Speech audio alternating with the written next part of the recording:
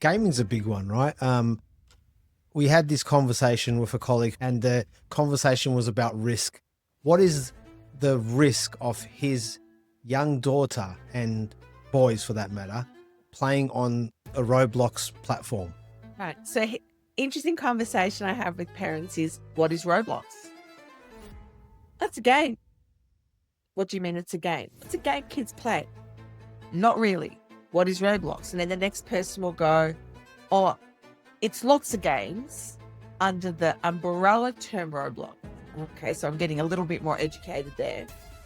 And then when I say, well, how many games could your child engage with on Roblox?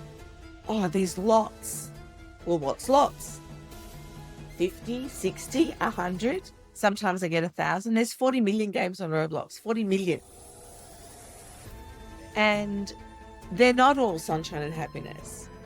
And that's not to say that your child can't play Roblox in a relatively safe way with you sitting there beside them and making sure that they're not in one of the dodgy rooms that's all around sex, drugs and selling feet photos and things like that. But that's not going to happen by magic. That's going to happen with effort from you, the parent. And parents don't understand that. So we know that there's a lot of grooming that happens, and that's in the chat. It's in game chat. It's when they move them off game chat into other chat platforms such as Telegram or Discord. So again, educate yourself about what your child is doing online before you let them do it. And remember, numeric age is not a measure of cognitive development and maturity. So there are plenty of, quite sensible 10-year-olds and stupid 19-year-olds, let's be honest. So you've got to work this out. And the only way you're going to do this is by downloading and playing, co-playing with them and supervising them.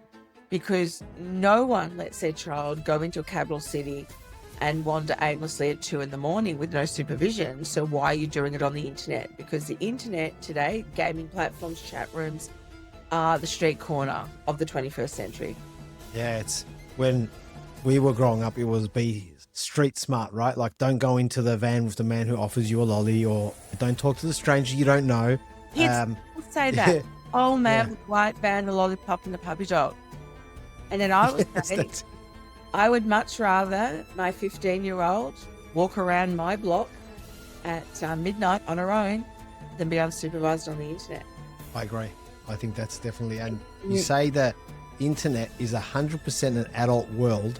Yep. Why are teens not wise enough yet is something that you have stated many times. Can you explain that? Yeah, and this is the problem. And parents get really scared about the internet because their kid is better at it than them. And they will be. You will never beat your child at tech use, ever, ever, ever. Right? Unless you're some tech guru, you might. But if you're just stock standard person, no, not a hope in hell. So then parents get scared away because they go, oh, my kid knows more than me. No, they don't. They know how to press a button and they know how to do something. And then their cognitive development is lacking. So we know that it's early to the mid-20s before a female brain kicks into gear. And for males, closer to the age of 30 for them, often with the wind behind them on a good day. So their ability to do stuff does not align with their level of maturity. And this is where the gap, that gap is where the problem happens, because they're trusting. Kids are inherently trusting. If somebody's nice to them, they are likely to be nice back. And they do not see these random people as strangers. They call them online friends. And one other thing I will always say to parents is, if your child ever uses the term online friend, you need to investigate. Because actually there is no such thing as an online friend. You either have a friend or you don't. And an online friend is a term kids use to describe a random stranger who is being nice to them. And that's not a friend. But if you're telling your body someone is a friend, you are going to behave very differently towards them than if you are telling your body someone is a stranger.